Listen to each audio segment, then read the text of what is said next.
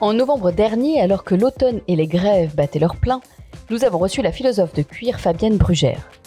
La force tranquille de cette tête penseuse nous a plongé en douceur dans la question du care, grand concept d'origine américaine qui tente de faire émerger la notion de prendre soin comme paradigme sociétal digne de challenger celui de performance individuelle.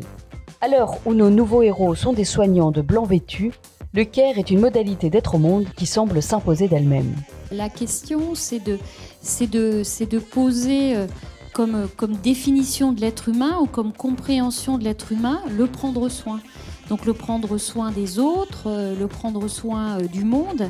Et du coup, c'est en ce sens-là une entreprise de déconstruction, de déconstruction finalement d'un passé dans lequel, en général, les femmes ont toujours été posées naturellement comme étant du côté du prendre soin. Combat féministe donc, mais combat personnalisé d'abord.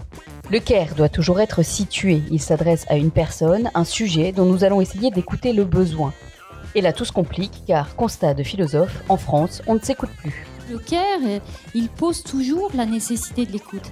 Écouter, c'est pas forcément assentir, mais écouter, c'est accepter de se déporter vers l'autre. Enfin, c'est accepter en tout cas de laisser une place à l'autre pour voir ce que l'on peut faire de cette place.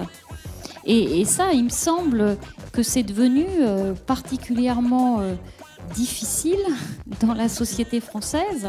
Alors comment sortir des ronces ? En résistant, nous dit Fabienne, c'est-à-dire en bossant sur notre rapport à nous-mêmes.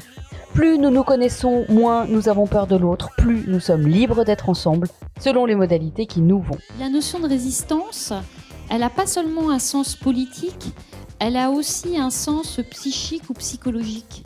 C'est-à-dire que résister, c'est aussi un rapport à soi. C'est pas seulement décider de changer le monde ou de changer un modèle, c'est aussi se changer soi-même. Si le prendre soin d'eux est le propre de l'homme comme le défend l'éthique du care, combien de temps nous faudra-t-il pour faire émerger cette modalité en tant que modèle sociétal incluant comme une évidence le soin de notre planète ? Et surtout, cela pourrait-il nous rendre heureux ? Toutes nos émissions sont à revoir sans modération sur www.rendezvousdesfuturs.com.